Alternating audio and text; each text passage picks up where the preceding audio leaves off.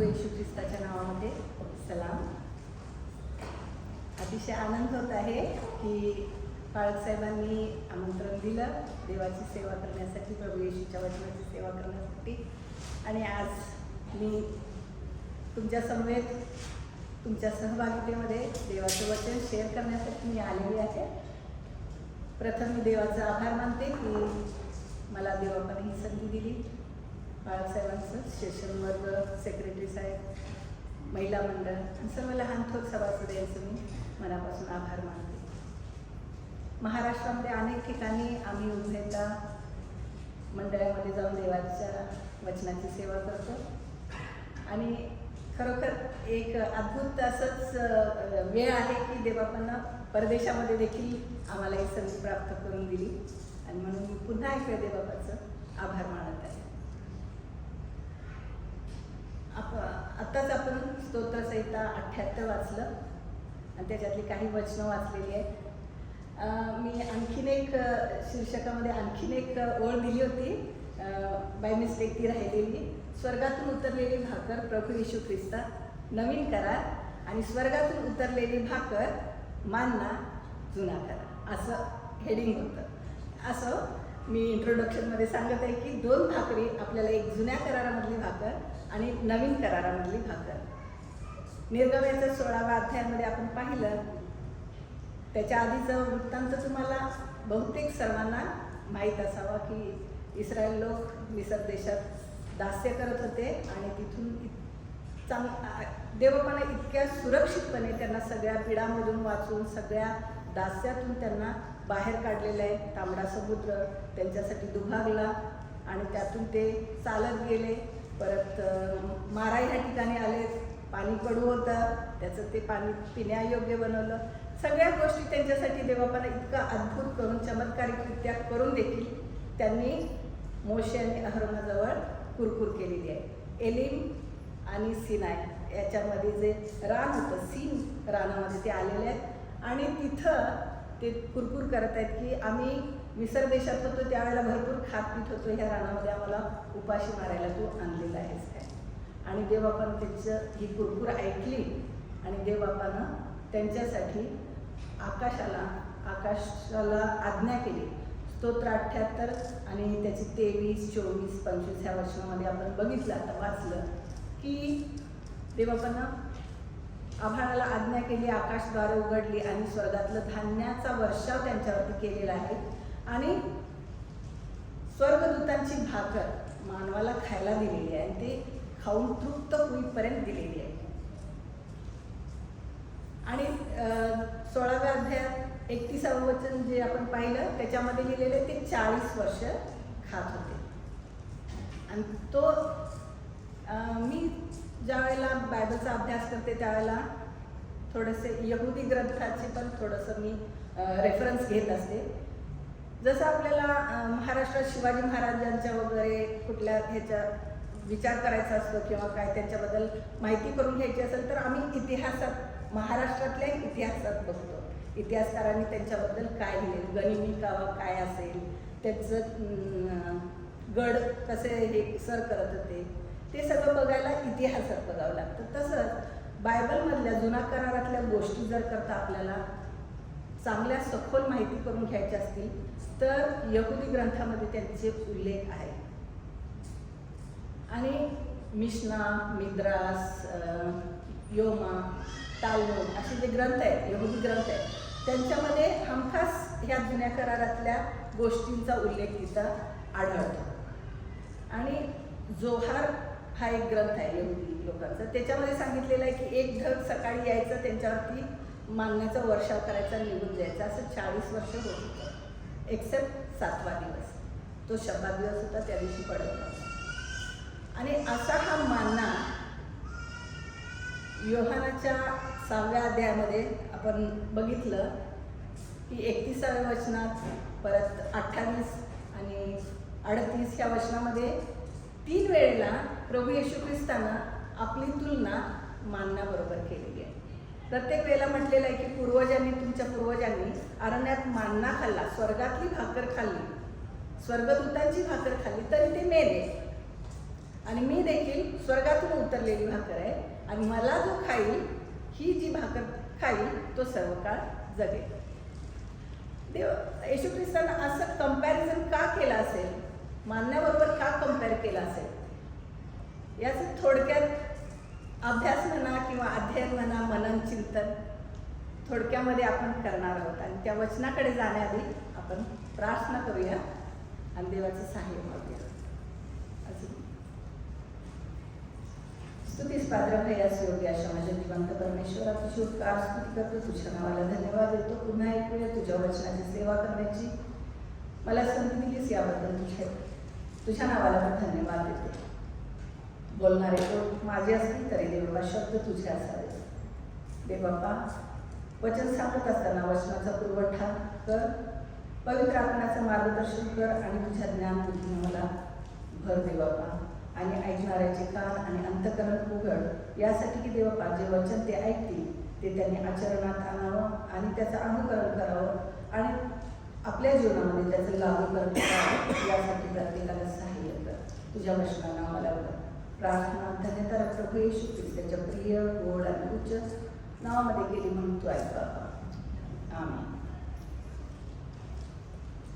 तर आपण 16व्या अध्यायामध्ये पाहिलं तर 31वं वचन मी मोस्टली घेतलेलं आहे त्याच्यातलं, की जो मान्ना होता तो धन्यासारखा होता, दिसायला पांढरा होता आणि चवीला तो मधामध्ये घातलेल्या पोळीसारखा त्याची चव होती. जो ढग येत होता, जो मान्याचा वर्षाव होत होता, तो दवाप्रमाणे होता आणि हिमकणासारखं तो पसरलेला होता. हिमकणासाठी हिब्रू भाषेमध्ये केफोर हा शब्द वापरला गेला आणि केफोरचा दुसरा एक मिनिंग आहे की झाकणं. जेव्हा हा मान्ना आकाशातून पडत होता त्यावेळेला पांढरा शुभ्र असायचा आणि तो जमीन झाकायचा. कंपॅरेटिव्ह आपण अध्ययन जे करत आहोत, संदेश पण आहे, थोडासा अभ्यास पण आहे, की प्रभू येशू ख्रिस्त स्वर्गातून आला, तो पांढरा रंग आहे, तो पवित्रतेचा आहे. हिमकणासारखं पांढरा शुभ्र होतं, पांढरा रंग पवित्रतेचा आहे. प्रभू येशू ख्रिस्त जेव्हा स्वर्गातून आला तो अति पवित्रच नाही तर अतिपवित्र होता, त्याच्यातही कोणतंही पाप नव्हतं. हिमकणांनी जमीन झाकलेली आहे. प्रभू येशू ख्रिस्तांना आमच्या पापांच्या राशी झाकलेल्या आहे. आपण किती पाप करतो, जगातले सगळ्या पापांच्या वरती त्यानं झाकण टाकलेलं आहे, झाकलेलं आहे.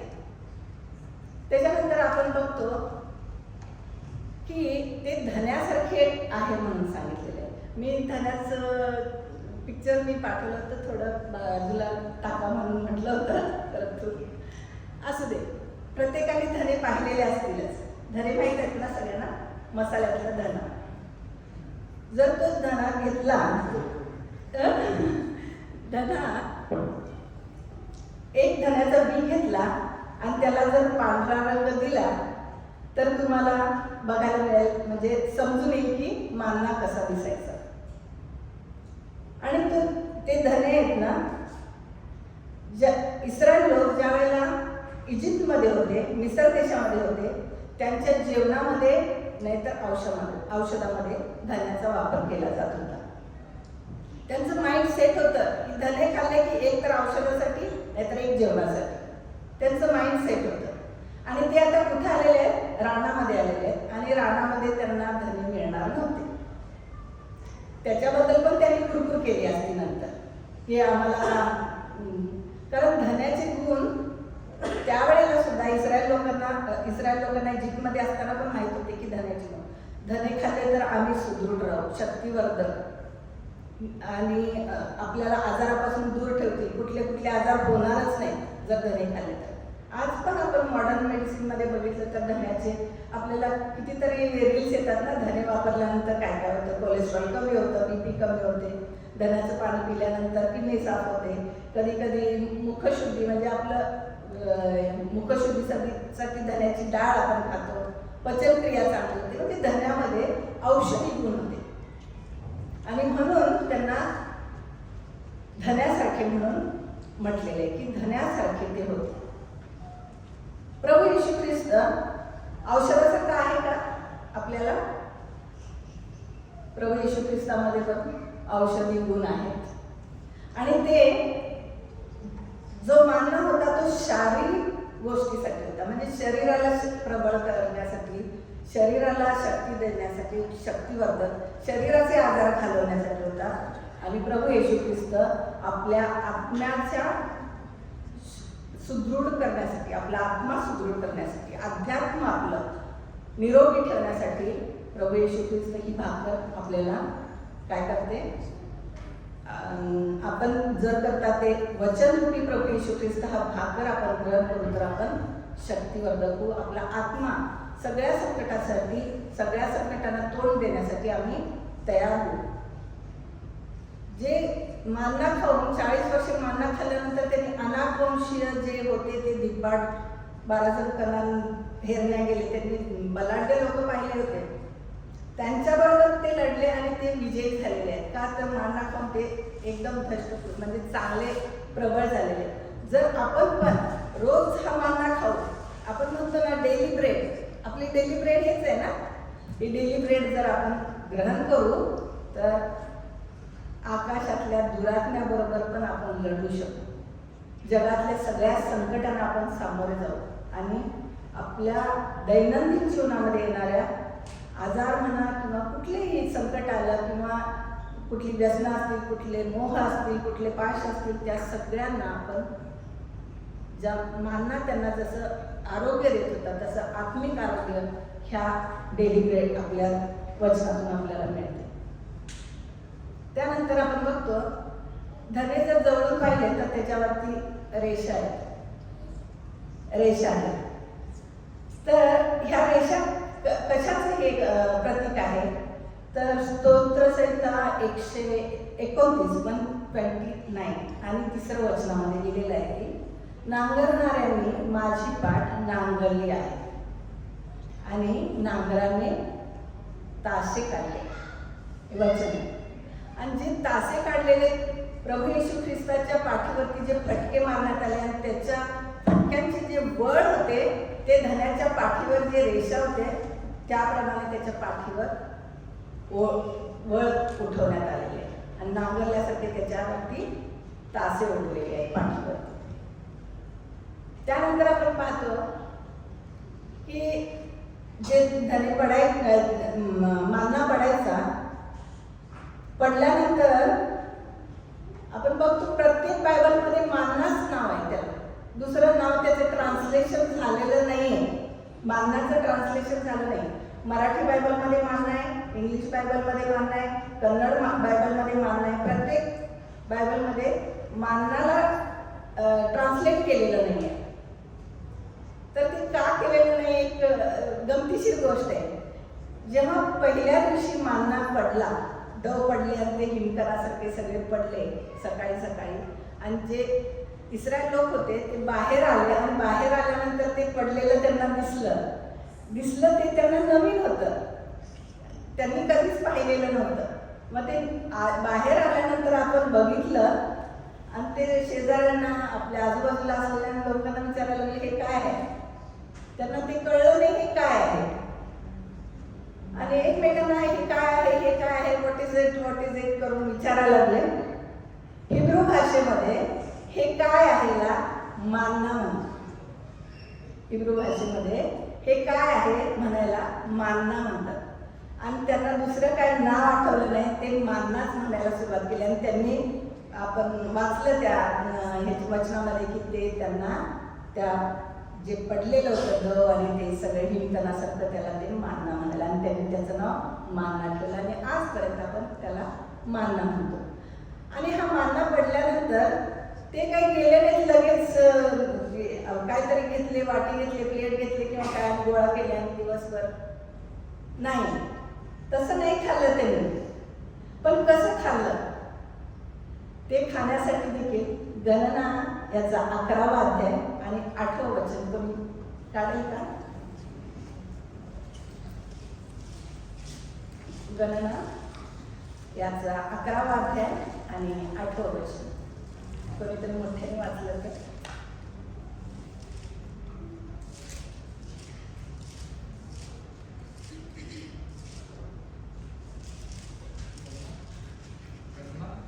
गणना याचा 11वा अध्याय आणि 8वं वचन. लोक चोहीकडे फिरून तो गोळा करी व त्यात दळी किंवा उकळी कुटी आणि मग वाट्यात शिजवून त्याच्या भाकरी करी. तेलात तळलेल्या पुरीसारखी त्याची चव असते. ते गोळा करायचे, दळायचे, नाहीतर उकळात घालायचे आणि त्याला कुटायचे आणि त्याचं पीठ बनवायचं, ते शिजवायचं आणि मग त्याची भाकरी बनवायचं. तुम्हाला अंदाज आला असेल, धने दिसायला एक तर मला वाटते थोडं पिवळसर असतात, नाही तर हिरवट असतात, पांढरे तर नसतातच. आणि ते धन्यासारखे असलेला तो माना दळून त्याचं पीठ बनलेलं, म्हणजे धन्याचं स्वरूप पूर्णपणे तिथं नाहीच झालेलं आहे, ते पीठ झालेलं आहे. प्रभू येशू ख्रिस्त त्याला शारोनचा गुलाब म्हटलेलं आहे. गाणी आपल्या कितीतरी गाणी आहेत, शारोन का गुलाब, मेरा मसीहा, म्हणजे त्याच्यासारखं सौंदर्य कुणालाच नव्हतं प्रभू येशू ख्रिस्ताचं. आणि ते सौंदर्य यशया याच्या 53व्या अध्यायामध्ये बघतो आपण. त्याच्याकडे पाहण्यासारखं कोणतंही स्वरूप नव्हतं. लोक त्याच्याकडे बघून तोंड फिरवित होते. मानण्याला जसं दळलं गेलं, कुटलं गेलं आणि मग त्याच्यानंतर त्याची भाकरी बनली गेली. प्रभू येशू ख्रिस्ताचं किती हाल हाल करण्यात आलेलं आहे. त्याला वधस्तंभावरती, आमच्या पापांच्यासाठी, माझ्या पापांच्यासाठी त्याला वधस्तंभावरती मरेपर्यंत, त्याचं स्वरूप पूर्ण नाहीस होईपर्यंत त्याला त्या खांबावरती मारलेलं आहे. आणि पूर्ण स्वरूप नाहीस झाल्यानंतर ती भाकरी बनलेली आहे.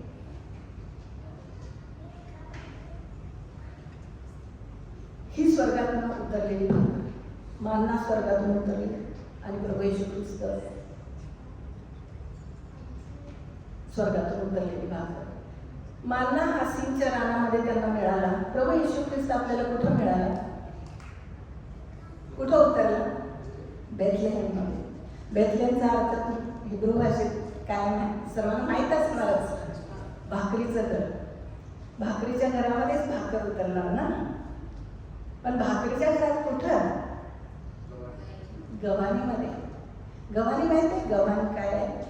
सर्च केलं तुम्ही गुगलवर तर तुम्हाला सापडेल की एक छोटा बॉक्स असतो, त्याच्यामध्ये मेंढरांना चारा ठेवतात, इकडं तिकडं सांडू नये म्हणून, आणि ते मेंढरं त्या बॉक्समधून तो चारा खात असतात. म्हणजे एक प्रकारे मेंढ्यांचं ते प्लेट आहे. प्रभू येशू ख्रिस्ताला त्या बॉक्समध्येच, त्या गव्हाणीतच ठेवलं गेलं. दावीद राजा काय म्हणतो? परमेश्वर माझा मेंढपाळ आहे, परमेश्वर माझा मेंढपाळ आहे.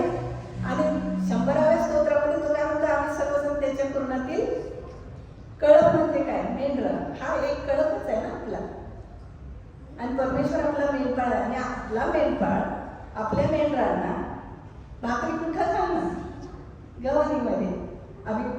ते प्रतीक आहे, प्रतिकात्मक आहे की गव्हाणीमध्येच मेंढरांना जी भाकरी, त्यांचा जो चारा ठेवतात, तिथंच परमेश्वरानं आपला एकुलता एक पुत्र प्रभू येशू ख्रिस्त आमच्यासाठी भाकर म्हणून खाण्याकरता दिलेला आहे. आणि तोच शारोनचा गुलाब, जसं सौंदर्य त्याचं होतं आपल्या पापांच्यामुळे. आणि मी आत्ताच सांगितलं की हिमकणांना केफोर असं शब्द वापरलेला आहे हिब्रू भाषेमध्ये. आणि केफोरवरूनच किप्पूर हा शब्द आलेला आहे हिब्रू भाषेमध्ये. किप्पूर, किप्पूर म्हणजे प्रायश्चित्त. त्याचा अर्थ आहे प्रायश्चित्त. म्हणजे योम किप्पूर हा सण साजरा करतात इस्रायलमध्ये, म्हणजे प्रायश्चित्ताचा दिवस. अजूनही ते साजरा करतात ते इस्रायलमध्ये. आणि ते केफोर जे काही ते झाकलं गेलं, म्हणजे ते प्रायश्चित्तासारखं होतं. आणि प्रभू येशू ख्रिस्तानं आपल्या पापांसाठी स्वतः प्रायश्चित्त केलेलं आहे. जी शिक्षा मला व्हायला पाहिजे होती, आपल्याला व्हायला पाहिजे होती, आपण केलेल्या पापांच्यासाठी त्यांना त्या वधस्तंभावरती प्रायश्चित्त केलेलं आहे आणि आपल्या पापावरती त्यांना पांघरून घातलेलं आहे. तुम्ही बघ, आता त्याच्यानंतर जी भाकरी तयार झालेली आहे ती खाल्ल्यानंतर त्यांना कशी लागलेली आहे की मधात घालून केलेल्या पोळीसारखी, म्हणजे गोड. हे एकच आपल्याला इथं त्याच्या चवीविषयी आपल्याला सांगितलेलं आहे. परंतु योमा नावाचा ग्रंथ आहे, यहुदी ग्रंथ, तुम्ही पाहिजे तर सर्च करू शकता गेल्यानंतर.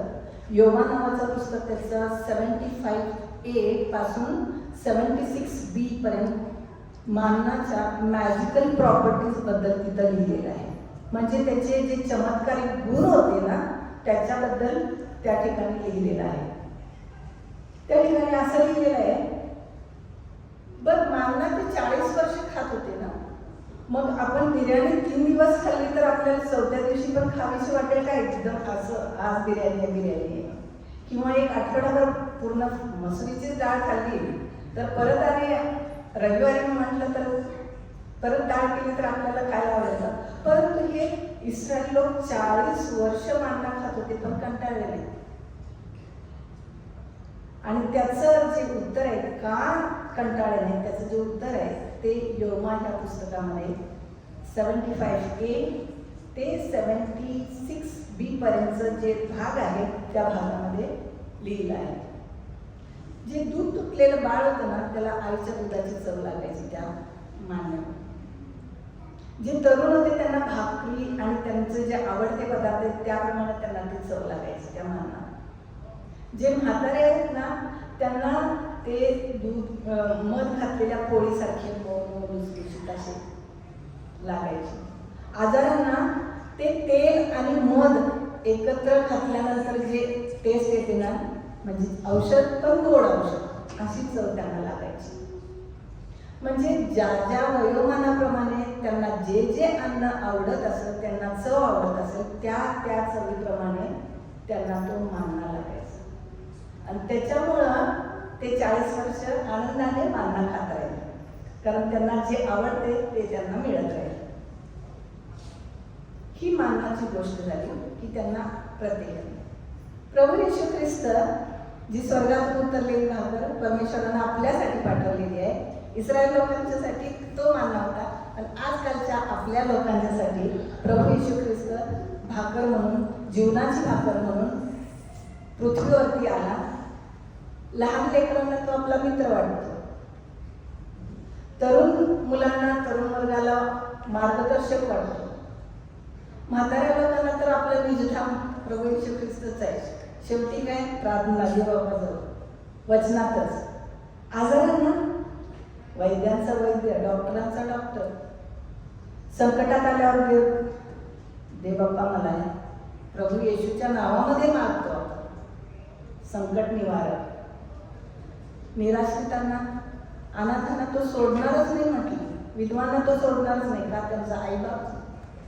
म्हणजे तुम्ही प्रत्येक कॅटेगरीतले घेतलं, वयोमानातल्या कॅटेगरीतले जरी घेतले तरी येशू ख्रिस्त त्यांना गोडच, म्हणजे तोच एक आधार वाटतो.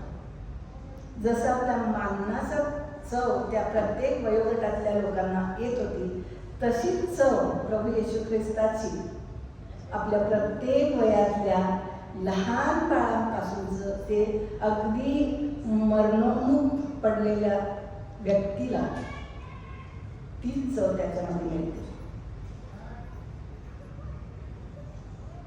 परत नियम लावून दिलेला आहे, किती गोळा करायचा. एक ओमार प्रत्येकाचा, कुटुंबातला एक व्यक्ती त्याला एक ओमार, 5 व्यक्ती असतील तर 5 ओमार. 36व्या वचनामध्ये सांगितलं एफाचा 10वा भाग ओमार. एफा म्हणजे 17 kg. एक एफा 17 kgचा असतो, म्हणजे 17 किलोचा एक एफा असतो. आणि ओमार, एक ओमार 1.75 असं 1.7 kgचा असतो, म्हणजे प्रत्येक व्यक्तीला 1.7 kg मानना मिळायचा. जर 10 लोक असतील तर 10 ओमार, 5 लोक असतील 5, 2 असतील तर 2. तेवढंच गोळा करायचं होतं.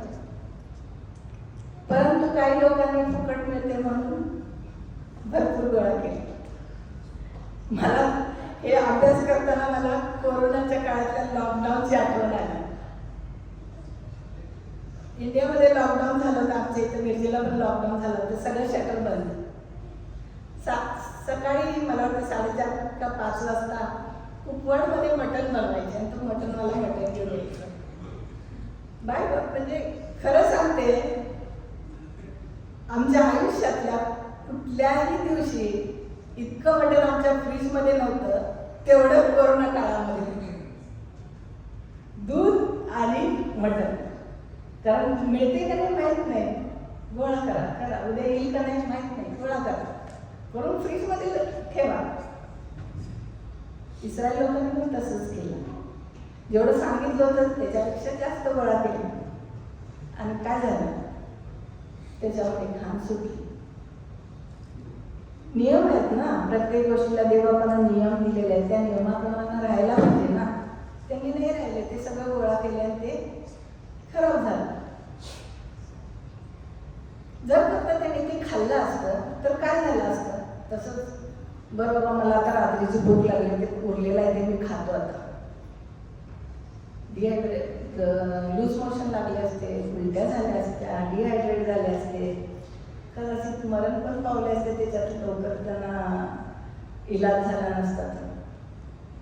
करीमकरास पहिले पत्र 11व्या अध्यायामध्ये 28 आणि 29 या वचनामध्ये आपण वाचतो की अयोग्य प्रकारे खाणारे जे प्रभू भोजन किंवा मानना आहार डेली ब्रेड जर आपण अयोग्य प्रकारे खात असेल तर आपल्यावरती आपण दंड ओढून घेतो.